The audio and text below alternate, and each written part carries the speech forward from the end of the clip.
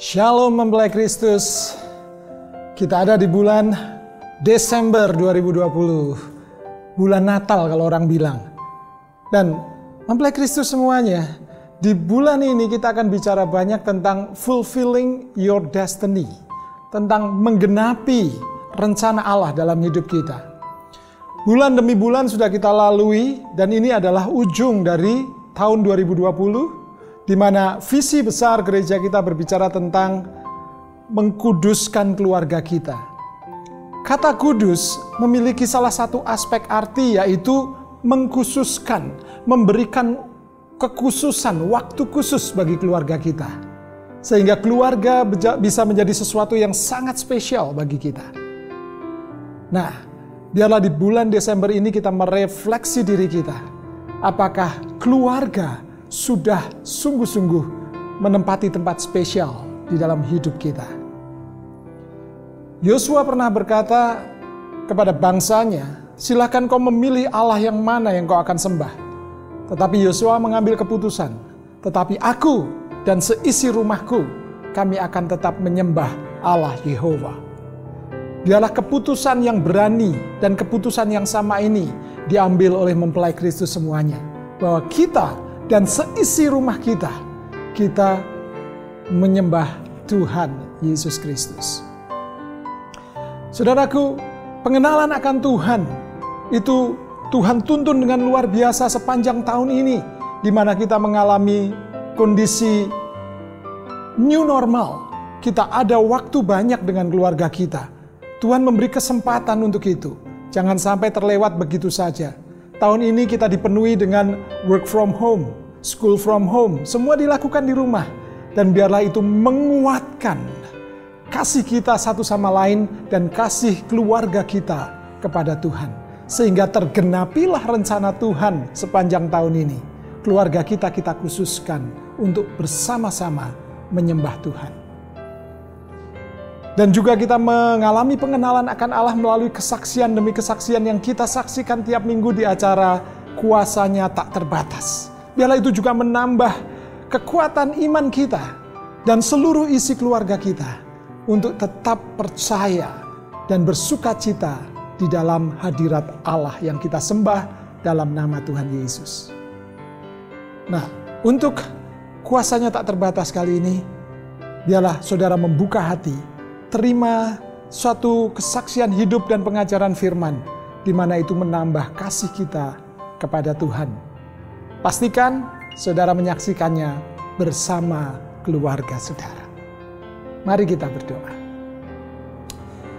Tuhan, kami mengucap syukur walaupun pandemi ini mungkin hal yang sulit bagi kami, tetapi kami boleh melihat sisi baik di mana rencana Tuhan untuk menyatukan keluarga kami semakin kuat. Dan di ujung tahun ini kami semakin mengasihi satu sama lain. Dan tergenapi rencana Tuhan untuk kami mengkhususkan, menguduskan keluarga kami. Terima kasih, biarlah keluarga kami persembahkan di hadapan Tuhan untuk memuliakan nama Tuhan. Kami siap membuka hati untuk mendengar kesaksian yang mengubahkan kehidupan seseorang, yang juga mengubahkan kami sekeluarga. Dalam nama Yesus. Amin. Tuhan memberkati. Shalom mempelai Kristus. Seberapa banyak yang rindu hadirat Tuhan pada hari ini? Tuhan jauh lebih rindu terhadap kita semua untuk kita datang ke hadirat Tuhan. Mari kita buka hati kita pada hari ini. Sama-sama kita naikkan syukur dan ungkapan rasa hati kita kepada Tuhan. Haleluya.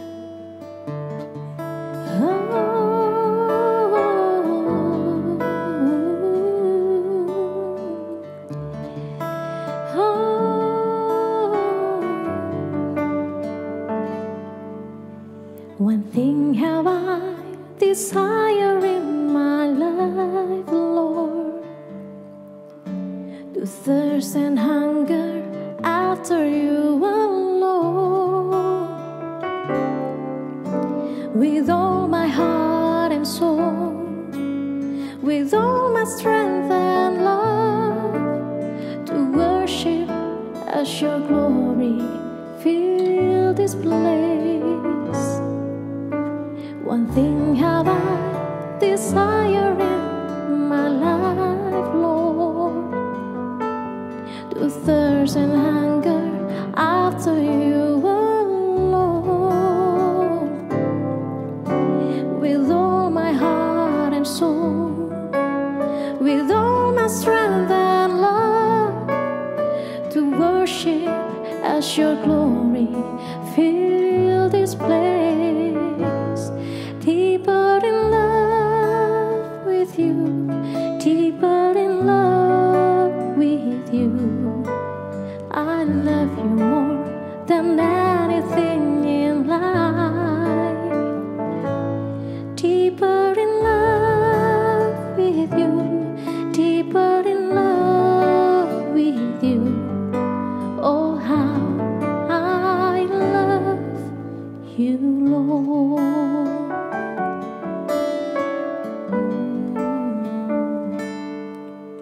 Satu hal yang ku rindukan, ya Tuhan, selalu berada di dekat-Mu.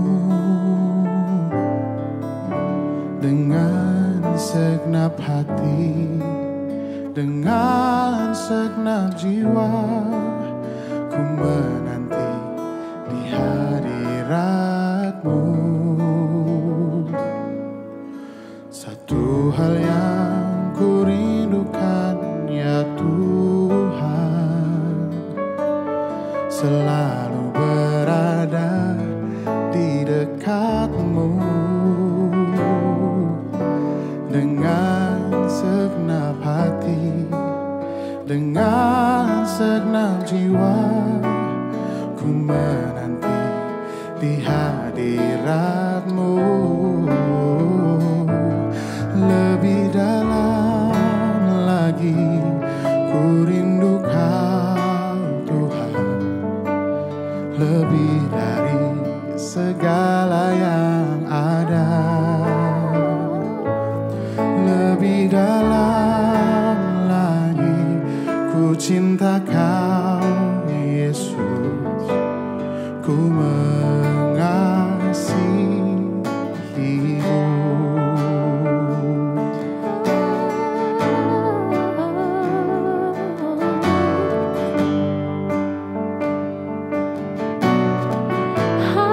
Hadirat-Mu yang ku nanti,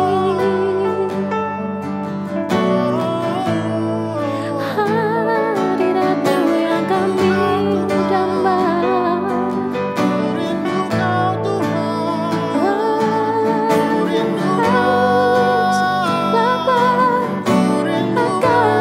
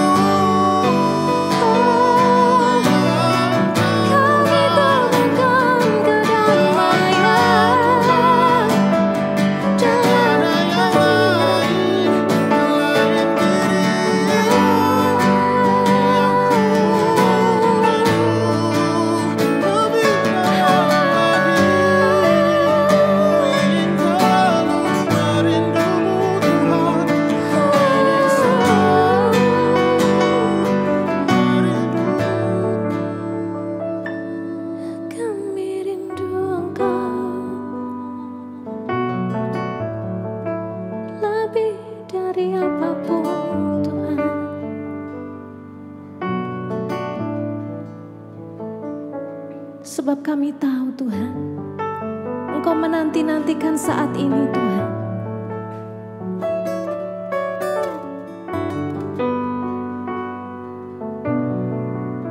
Kami juga tahu Tuhan, Engkau merindukan mengingatkan kami.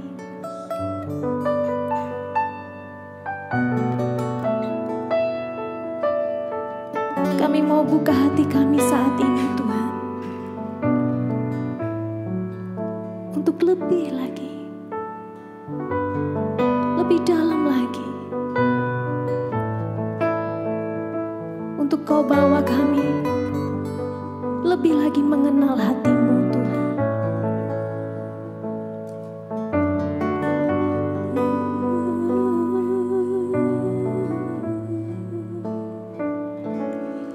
Lebih dalam lagi ku rindu Kau Tuhan, lebih dari segala yang ada, lebih dalam lagi ku cinta Kau Yesus, ku mengasihi.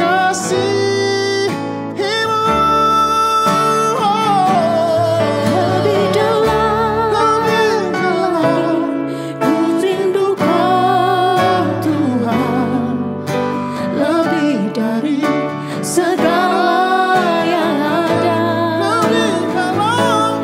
lebih dalam lagi ku cinta Kau Yesus, ku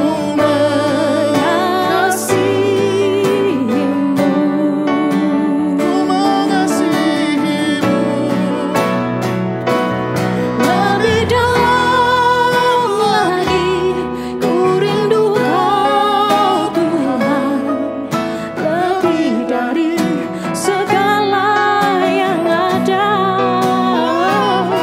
lebih dalam lagi ku cinta Kau Yesus, ku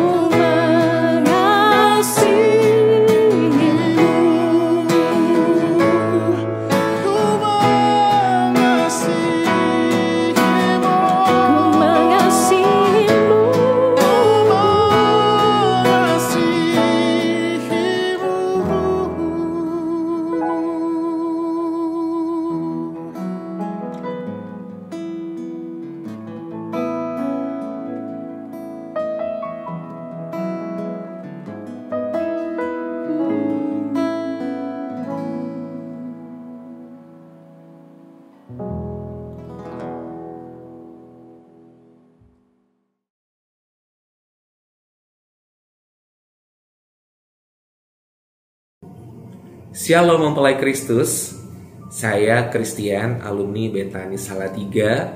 Tahun 2010 saya lulus dan keluar Salatiga untuk mencari pekerjaan.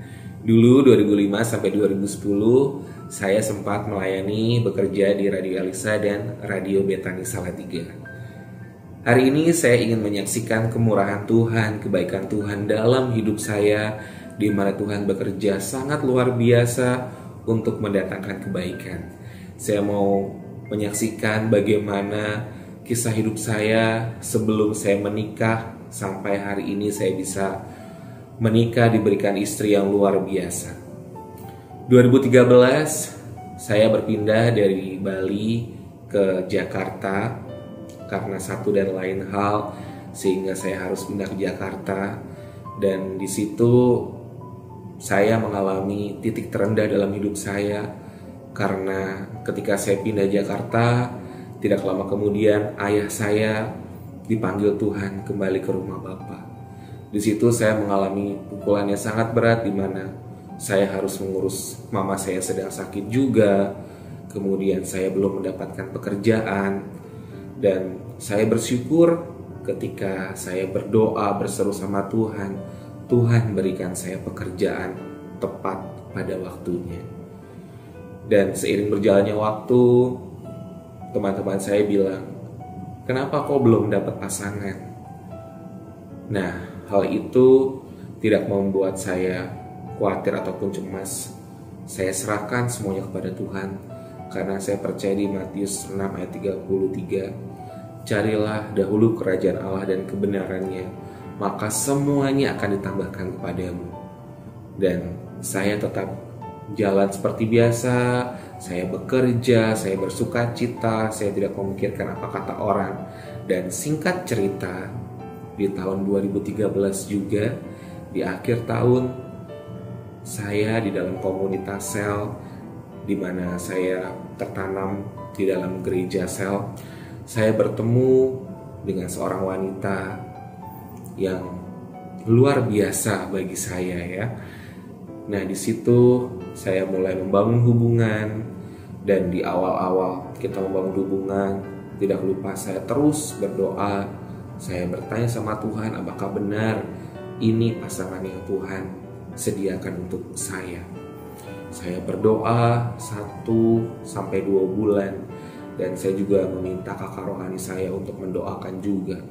Dan singkat cerita, semuanya berjalan lancar, di mana kita bisa membangun hubungan, atau orang bilang pacaran. Kita pacaran, kita mulai saling mengenal satu dengan yang lain, dan di situ ada kebaikan Tuhan, di mana pasangan saya saat itu juga mendapatkan konfirmasi yang sama dari Tuhan, bahwa dia ingin mendapatkan pasangan yang cinta Tuhan, yang sungguh-sungguh dalam Tuhan, dan juga satu pelayanan. Nah, saya dan pasangan saya sama-sama melayani di pelayanan anak, guru sekolah minggu ya. Nah, di situ kami melayani bersama di kelas yang berbeda. Pasangan saya di kelas balita dan saya di kelas besar. Nah, di situ kita mengalami hal yang gak cuma suka aja, tapi ada dukanya juga ya. Dimana dalam mempersiapkan pernikahan kami juga, kami sempat bergumul dengan biaya, dengan dana. Sempat saya ada kekhawatiran, Tuhan, ini bagaimana ya? Saya mau menikah, tapi dananya belum ada juga gitu ya. Kalau secara manusia pasti kita khawatir, kita takut. Bagaimana kita bisa melangsungkan acara pernikahan kalau saya maksudnya tidak ada biaya gitu ya. Saya berdoa sama Tuhan bersama kakak pembina bimbingan pranikah kami berdoa. Dan ya, saya percaya bahwa Tuhan akan memberikan mujizatnya. Pertolongan Tuhan tidak pernah terlambat, dan saya sangat bersyukur. Tiba-tiba ada tante saya dari Bali yang tiba-tiba menghubungi saya, dan dia bilang, tante akan bantu kamu untuk pernikahan kamu. Wow, saya amazing banget, dimana dia membantu secara finansial gitu ya. Dan wah, saya sangat bersyukur, saya bersuka cita, saya berterima kasih sama Tuhan, karena ini jawaban doa gitu ya. Dimana saya sudah tidak punya papa, mama saya saat itu masih sakit juga, saya harus merawat dia. Tapi Tuhan begitu baik, Tuhan kirimkan tante saya untuk memberkati saya. Dan tidak hanya sampai di situ, di dalam pekerjaan saya, tiba-tiba 1 tahun sebelum saya memutuskan untuk menikah, dari perusahaan tempat saya bekerja memberikan saya challenge, kalau 3 bulan berturut-turut kamu capai target, salary saya saat itu akan di-adjust 2 kali lipat. Wah, saya merasa tertantang. Saya berdoa, Tuhan, saya mau berserah penuh kepadamu. Dan puji Tuhan, setelah 3 bulan berturut-turut saya mencapai target, dan benar, salary saya dinaikkan 2 kali lipat, sehingga saya bisa menabung untuk biaya pernikahan saya. Wow, amazing, karena Tuhan sediakan semuanya. Percayalah bahwa ketika kita berserah sama Tuhan, sungguh-sungguh mencari Tuhan, Tuhan akan berikan semuanya. Dan ayat yang menjadi dasar pernikahan kami yang saya dapatkan adalah di 2 Korintus 5 ayat 7. Sebab hidup kami ini adalah hidup karena percaya, bukan karena melihat. Iman yang kami dapatkan. Percayalah, ketika kita memiliki iman, berjalan dengan iman, Tuhan akan menyediakan semua, karena Dia adalah Tuhan yang punya segalanya. Tuhan yang sanggup menyediakan apa yang kita butuhkan, apa yang kita perlukan. Dia Tuhan yang tahu. Maka saya pun juga belajar untuk berjalan dalam iman. Tidak mudah mempelai Kristus dalam saya mempersiapkan pernikahan. Ada begitu banyak tantangan, banyak pengeluaran yang tiba-tiba tidak terduga harus saya keluarkan. Tapi Tuhan tidak pernah membiarkan saya kekurangan. Bahkan yang luar biasanya lagi, sampai catering di saat pemberkatan pun ada orang yang memberkati saya. Di luar dugaan juga ada orang ini buat pemberkatan nikah, disiapkan juga konsumsinya. Wah, sungguh berkat Tuhan yang sungguh luar biasa yang sudah saya terima, saya rasakan bersama istri saya. Karena saya dan istri saya mengutamakan Tuhan.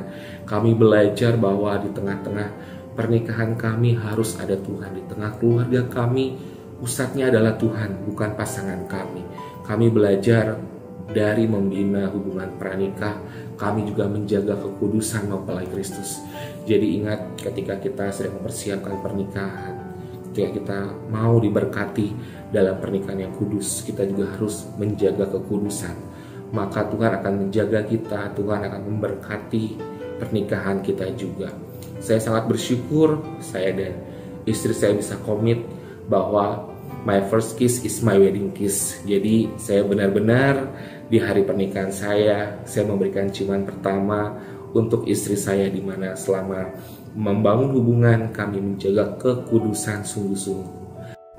Lalu setelah kami menikah di tahun 2015, saya berpikir, wah, semuanya akan baik-baik saja.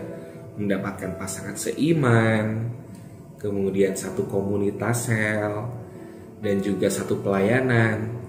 Saya bayangkan, wah, semuanya tentu akan indah. Tapi ternyata mempelai Kristus tidak seperti yang saya bayangkan, bahwa menikah itu tidak mungkin tidak ada konflik. Ada konflik yang terjadi dalam keluarga saya, dari hal-hal kecil sampai akhirnya saya suka emosi, saya suka marah-marah dengan istri saya. Dan sampai di suatu saat istri saya nangis karena perkataan saya yang begitu menyakiti dia. Di situ saya sadar bahwa saya sudah melukai hati istri saya dengan perkataan saya. Ketika saya marah, ketika saya emosi, saya sudah menyakiti dia.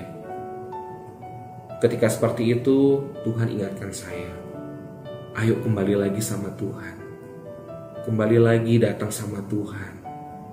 Ketika saya datang sama Tuhan, Tuhan lembutkan hati saya. Untuk saya datang sama istri saya minta maaf.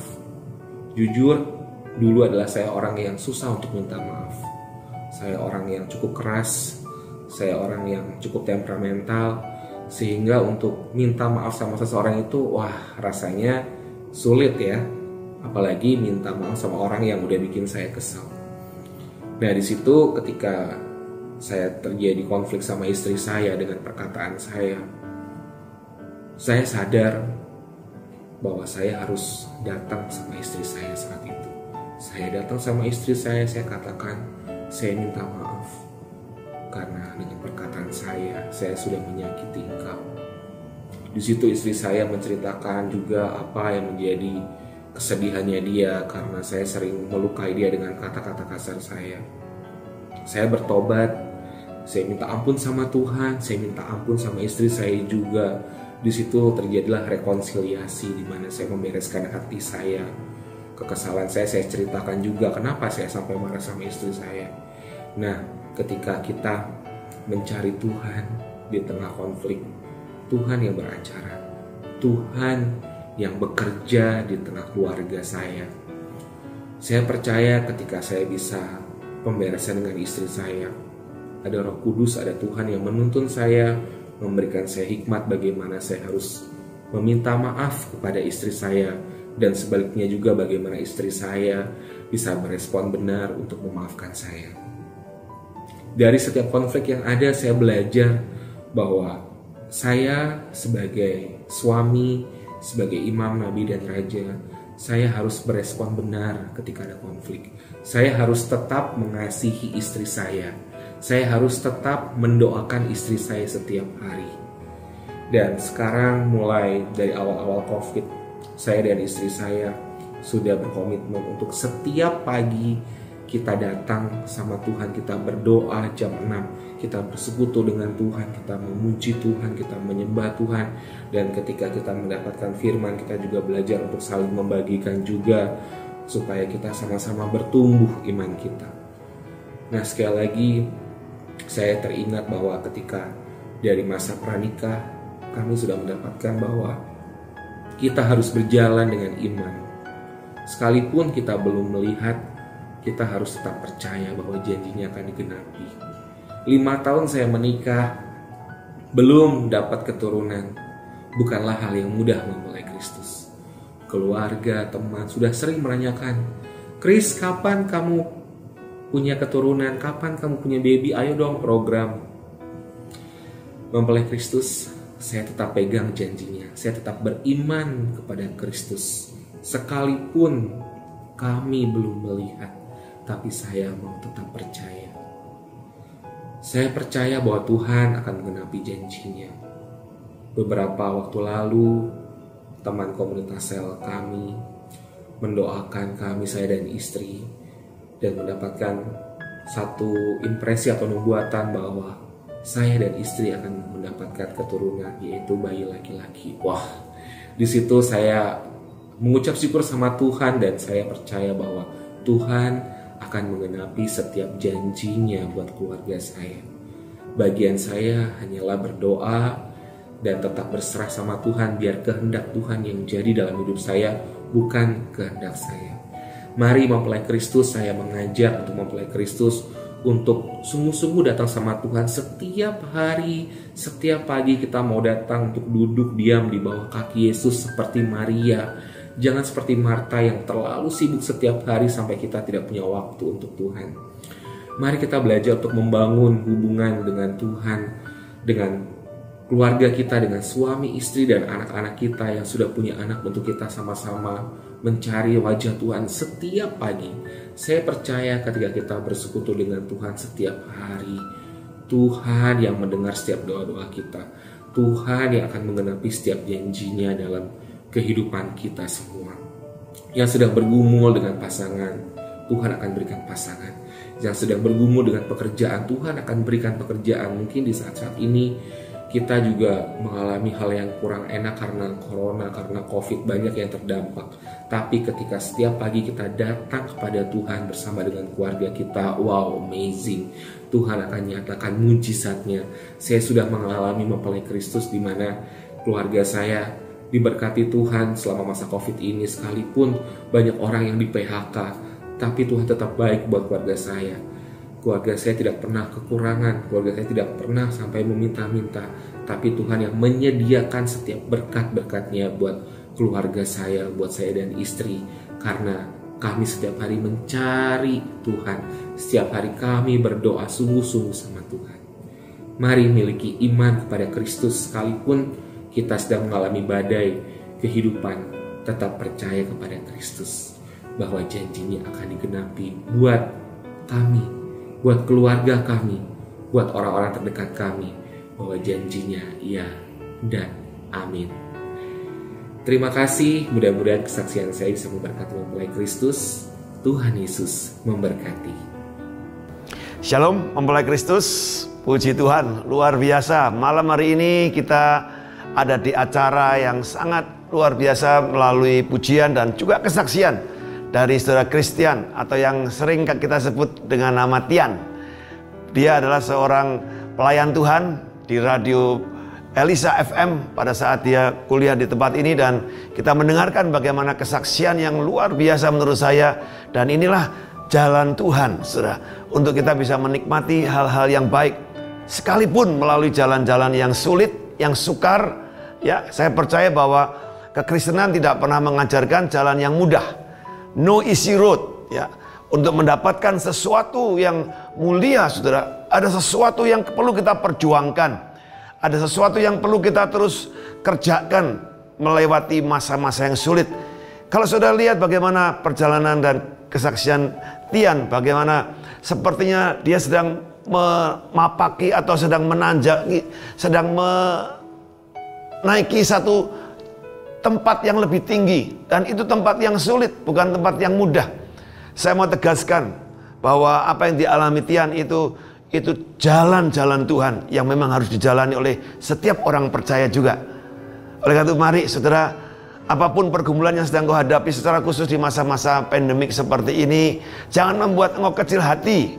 Jangan membuat engkau merasa tidak berdaya dan bahkan putus asa. Ini bukan waktunya untuk itu. Tapi mari melalui kesaksian sudah kita dengar dan kehidupan yang sedang kita jalani di tengah-tengah situasi yang sulit seperti ini, jangan pernah menyerah. Karena justru di tempat-tempat seperti itulah Tuhan sedang melatih kita, mendewasakan kita, menguatkan kita, dan membuat kita semakin memahami betapa jalan Tuhan itu sangat-sangat luar biasa. Saudara, di dalam Yesaya 40 ayat 31 ada ayat yang sangat luar biasa mengatakan, tetapi orang yang menanti-nantikan Tuhan mendapat kekuatan baru.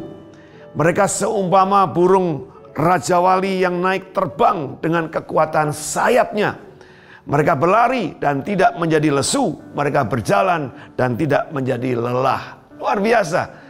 Saudara, bukankah ini juga sesuatu yang sedang juga kita dengar melalui kesaksian Saudara Tian ini, ya?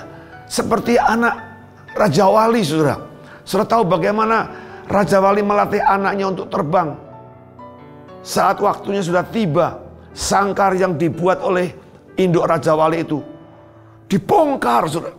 Sehingga kenyamanan anak Raja Wali ini terusik, terganggu.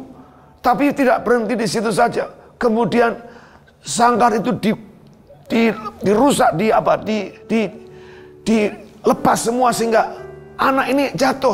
Anak Raja Wali ini akan jatuh. Dan pada saat dia jatuh, saudara, saya percaya itu suatu waktu yang sangat menakutkan buat anak Raja Wali ini. Mungkin dia berpikir ibunya atau orang tuanya jahat, mau mencelakai dia. Ya, atau dia juga berpikir, di mana ibuku? Di mana bapakku? Siapa yang menolong aku? Aku sendirian. Tetapi pada saat anak burung Raja Wali itu hampir menyentuh bumi, orang tuanya atau induk Raja Wali itu akan mengangkat terbang tinggi dan kemudian melemparnya lagi, jatuh lagi. Dan supaya anak burung Raja Wali ini mulai mengepakkan sayapnya. Saudara, itulah pembelajaran yang sangat luar biasa dari burung Raja Wali. Saya percaya demikianlah juga Tuhan melatih kita. Tuhan membuat kita supaya kita menjadi kuat dan kita bisa terbang semakin tinggi dalam kehidupan ini. Sehingga persoalan apapun yang kau hadapi, kau tidak pernah menjadi pribadi yang terpuruk ataupun menjadi pribadi yang kalah, apalagi pecundang. Mari, biarlah pesan bahkan kesaksian yang sudah disampaikan oleh saudara kita ini menjadi kekuatan buat kita semua. Dan biarlah firman Tuhan terus menuntun kita dan membuat kita semakin dahsyat di dalam kehidupan ini. Amin. Mari kita berdoa.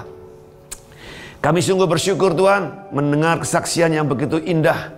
Sekalipun mungkin Tian menyampaikannya dengan kisah-kisah yang mungkin menakutkan, yang banyak persoalan, tapi nyatanya sampai hari ini kau tetap Ebenezer. Tuhan yang menolong, Tuhan yang menyediakan, Tuhan yang terus menyertai kehidupan anak-anakmu. Oleh karena itu kami berdoa, khususnya juga buat Tian, biarlah setiap pergumulan hidupnya terus kau bawa dia semakin naik tinggi dan semakin terbang tinggi mengatasi semua persoalan. Demikian juga untuk setiap mempelai Kristus, berkati mereka sehingga mereka benar-benar menjadi pribadi-pribadi yang teguh, tangguh, dan unggul di tengah-tengah masa-masa pandemik ini. Dan aku berdoa memberkati mereka semua di dalam nama Tuhan Yesus Kristus. Haleluya. Amin.